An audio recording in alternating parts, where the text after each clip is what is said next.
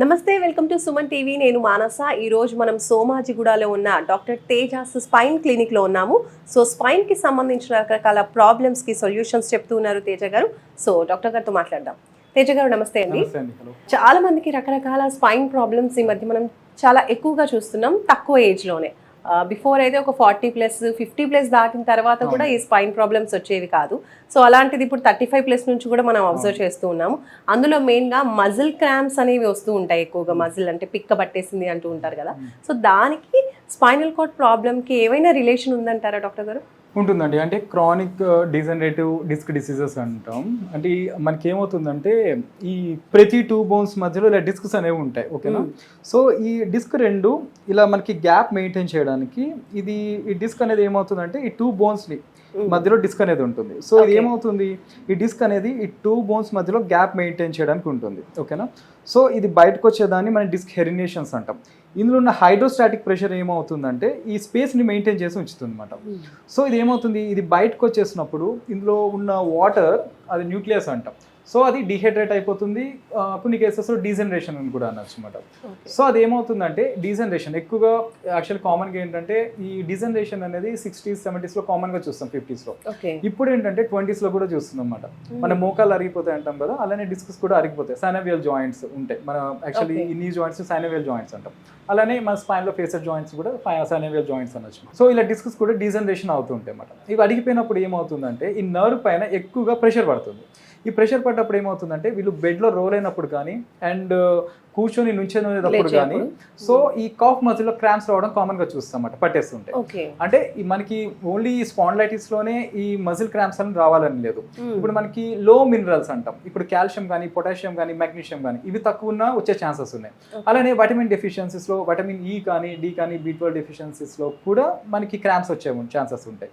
అలానే ఇంకొకటి ఏంటంటే కొన్ని డిసీజెస్ ఉంటాయి, డయాబెటిక్ న్యూరోపతిలో కానీ అండ్ నర్వస్ సిస్టమ్ డిసీజెస్లో కానీ, అలానే క్రానిక్ కిడ్నీ ఫెయిల్యూర్లో కానీ, సో లివర్ సిరోసిస్, అలానే హైపోథైరాయిడిజంలో కానీ మజిల్ క్రాంప్స్ వచ్చే ఛాన్సెస్ ఉంటాయి అన్నమాట. సో మన దగ్గరకు వచ్చినప్పుడు ఏంటంటే పేషెంట్ హిస్టరీ టేకింగ్ అంటాం. ఇది చాలా ఇంపార్టెంట్. సో అది దేని వల్ల వస్తుందనే చూడాలి. ఫర్ సపోజ్ ఇప్పుడు చూడండి, లో మినరల్స్ ఉన్నాయి. ఇప్పుడు నేను ట్రీట్మెంట్ ఇస్తున్నాను, అక్కడ డిస్క్ కంప్రెషన్ లేదు, డిస్క్ రిలేటెడ్ ఇస్తున్నాను, దానివల్ల యూజ్ ఏమి ఉండదు. ఇక్కడ ప్రాబ్లం ఎక్కడ వస్తుంది, సో అక్కడ నుంచి మనం రూట్ కాజ్ ఫైండ్ అవుట్ చేయగలిగితే, ట్రీట్మెంట్ చేయగలిగితే ఈజీగా ఉంటుంది. సో మనకి మజిల్ క్రాంప్స్ వస్తున్నాయి, ఇక్కడ మనకి స్పైన్లో నర్వ్ కంప్రెషన్ ఉంది, అది రిలీజ్ చేయగలిగితే క్రాంప్స్ అనేది తగ్గుతాయి. సో మనకి ఇక్కడ డెఫిషియన్సీ ఉందని దాన్ని ట్రీట్ చేసి ఇక్కడ స్పైన్లో మనకి కంప్రెషన్ రిలీజ్ చేయలేదు అనుకోండి, సో ప్రాబ్లం అనేది ఉంటుంది. సో ఎక్కడి నుంచి ప్రాబ్లం వస్తుంది అనేది మనం చూసి ట్రీట్ చేయగలిగితే అది మళ్ళీ రియాకర్ అయ్యే ఛాన్సెస్ తక్కువ, ఆ ప్రాబ్లం కూడా తగ్గిపోతుంది. ఇప్పుడు మీరు అన్నట్టు మినరల్స్ డెఫిషియన్సీ, కాల్షియం డెఫిషియన్సీ, వీటి వల్ల కూడా ఇప్పుడు మజిల్ క్రాంప్స్ వచ్చే అవకాశం ఉంది అంటున్నారు, అది తక్కువ ఏజ్లో. సో అలాంటప్పుడు ఇప్పుడు 25+, 30+ ఉన్న వాళ్ళకి ఈ problem minerals and calcium deficiency వల్ల వస్తే మళ్ళీ ఆ మినరల్స్ అండ్ కాల్షియం సప్లిమెంట్స్ లాగా కావచ్చు, ఫుడ్ లాగా కావచ్చు ఇచ్చినప్పుడు ఈ ప్రాబ్లం నుంచి సొల్యూషన్ దొరికే అవకాశం ఉందంటారా? అదే సొల్యూషన్ దొరుకుతుందండి. అంటే ప్రాబ్లం ఇప్పుడు మినరల్స్ వల్లనే వచ్చింది, తగ్గుతుంది. ఇప్పుడు క్రానిక్ కిడ్నీ డిసీజ్ ఉంది, సో దాని రిలేటెడ్ ట్రీట్మెంట్ అనేది తీసుకోవాలన్నమాట. సో ఎక్కడి నుంచి ప్రాబ్లం స్టార్ట్ అవుతుందో దాన్ని మనం ట్రీట్ చేయగలిగితే ఈ సిమ్టమ్స్ అనేది డిసపేర్ అవుతాయి, మళ్ళీ రియాకర్ అయ్యే ఛాన్సెస్ తక్కువగా ఉంటాయి అన్నమాట మనకి. సో డాక్టర్ గారు, మరి మీ దగ్గర ట్రీట్మెంట్ తీసుకున్న పేషెంట్స్తో ఎవరితోనే మాట్లాడిస్తారా? ఇప్పుడు నేను మీకు పేషెంట్ చూపిస్తానండి. ఆ పేషెంట్ ఏంటంటే ఒక 3 years నుంచి కూడా and neck and back pain అనమాట. సో వాళ్ళ బిజినెస్లో ఏంటంటే లాంగ్ స్టాండింగ్ ఎక్కువ ఉంటుంది. సో దానివల్ల ఏమవుతుందంటే మల్టిపుల్ డిస్క్ హెరినేషన్స్ అంటాం, అందులో కూడా పోస్టీరియర్ లాటరల్ హెరినేషన్స్ అంటాం. సో ఇందులో కూడా టైప్స్ ఉంటాయి. డిస్క్ అనేది ఎక్కడి నుంచి బయటకు వచ్చింది, posterior lateral, central disc herniation, so foraminal ఇలా ఉంటుంది అనమాట. వీళ్ళకి పోస్టీరియర్ లాటరల్ హెరినేషన్స్ అంటాం మా మెడికల్ టర్మ్లో. సో ఇక్కడ ఏమైంది అంటే ఈవెన్ నెక్ అండ్ అలానే బ్యాక్లో కూడా, అంటే సర్వికల్ అండ్ లంబార్లో కూడా సో మల్టిపుల్ డిస్క్ హెరినేషన్స్ అనమాట. దీనివల్ల ఏమవుతుందంటే నెమ్మదిగా ఈ లెగ్లో కూడా పెయిన్స్ రావడం, హ్యాండ్లో పెయిన్స్ రావడం, నమ్నెస్ రావడం. సో వీటి వల్ల ఏమైందంటే లాస్ట్ ఒక 6 months నుంచి సిమ్టమ్స్ అనేది ఎక్కువైపోయినాయి. ఇక్కడ మేము ఒక 20-25 days అనేది ట్రీట్ చేయడం జరిగింది. ఇప్పుడు ఒక 90% అనేది క్యూర్ అయింది. మళ్ళీ వాళ్ళకి ఏంటంటే సిమ్టమ్స్ అనేది తగ్గిపోయినాయి. మళ్ళీ లాస్ట్ ఒక 1 week నుంచి అవి రిపీట్ అవ్వలేదు మళ్ళీ కూడా.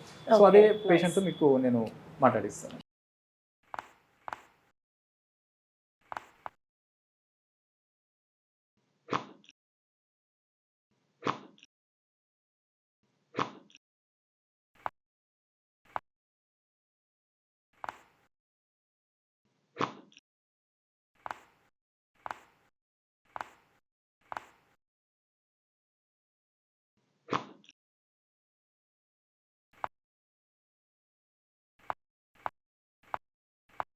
హలో అండి, మీ hello good name? Madam, Kishore అండి. కిషోర్ గారు ఎక్కడి నుంచి వస్తున్నారు? గుంటూరు దగ్గర నుంచి వస్తాను. Okay, మీకు ఈ స్పైన్ క్లినిక్ ఎలా తెలుసండి? నేను ఇన్స్టాగ్రామ్లో రీల్స్ చూస్తూ తేజాస్ స్పైన్స్ క్లినిక్ అని చూశాను మేడం. ఓకే. నాకు 2 years నుంచి చాలా విపరీతంగా బ్యాక్ పెయిన్ ఉండేది. ఇక్కడ నెక్ ఇలా తిప్పాది అయ్యేది కాదు, ఇలా కూర్చున్నా నించున్నా చాలా ఇబ్బంది అయ్యేది. ఇన్స్టాలో చూసి నేను సార్ని కన్సల్ట్ అయ్యాను. ఒక 15 days నేను ట్రీట్మెంట్ తీసుకున్న తర్వాత ఓకే. ఇప్పుడు నాకు పెయిన్ 2 years ముందు ఎలా ఉందో పెయిన్ లేనప్పుడు అలానే ఫ్రీగా ఉంది మొత్తం. కిషోర్ గారు 2 years బిఫోర్ ఎలా ఉందో ఇప్పుడు ఆఫ్టర్ ట్రీట్మెంట్ నాకు మళ్ళీ అలా బాగుంది అంటున్నారు కదా, నిజానికి అంటే మీ ప్రాబ్లం ఏంటి? అసలు బిఫోర్ ట్రీట్మెంట్ ఎలా ఉండింది? ఈ నాకు నెక్ పెయిన్ ఉండేది మేడం. నెక్ నుంచి కిందకి స్పైన్ మొత్తం పెయిన్ వచ్చేది. అక్కడ నుంచి చేతులంతా తిమ్మర్లు వచ్చాయి. ఏం పట్టుకొని ఇచ్చేది కాదు. కాళ్ళు కూడా అలానే ఫుల్ బాడీ అంతా పెయిన్. 6 months నుంచి ఇంకా హెవీగా బాధపడ్డాను. తర్వాత ఒక 15 days సార్ దగ్గరకు వచ్చి ట్రీట్మెంట్ తీసుకున్నాక తగ్గిపోయింది. ఓకే, ఇప్పుడు పూర్తిగా తగ్గిపోయిందా? పూర్తిగా ఇంతకుముందు ఫస్ట్లో ఎలా ఉన్నానో అలా ఫ్రీగా ఉంది. ఇలా బెండ్ అవుని ఇచ్చేది కాదు ఇంతకుముందు, ఇప్పుడు బాగా బెండ్ అవుతున్నాను. నెక్ కూడా ఇలా తిప్పేవాడిని కాదు, ఇప్పుడు పర్లేదు, అంతా బాగుంది. రైట్, డాక్టర్ గారు మీరు చెప్పండి, 15 daysలో ఆయనకి ఒక 2 years నుంచి సఫర్ అవుతున్న ప్రాబ్లమ్కి ఇప్పుడు సొల్యూషన్ 15 daysలోనే సాల్వ్ అయిపోయింది ప్రాబ్లం అంటున్నారు. ఎలాంటి ట్రీట్మెంట్ ఇచ్చారు అసలు? అంటే ఇక్కడ మేము కైరోప్రాటిక్ మ్యానిపులేషన్స్ అండి, అలానే ఆస్టియోపతి ట్రీట్మెంట్ అంటాం, అలానే అడ్వాన్స్డ్ మోడాలిటీస్ ఉంటాయి అన్నమాట. సో వాటితో ట్రీట్ చేయడం అనేది జరిగింది. ఇంకోటి ఏంటంటే అందరికీ ప్రాబ్లం క్రానిక్ ఉంటే అది 15 daysలోనే తగ్గడం లేదు. కొంతమందికి 10 days పట్టచ్చు, 15 days పట్టచ్చు, కొంతమందికి 1-2 months కూడా పడుతుంది అనమాట. ఇట్ డిపెండ్స్, ఆ సివియారిటీ బట్టి డిపెండ్ అయి ఉంటుంది అనమాట మనకు ప్రాబ్లం బట్టి.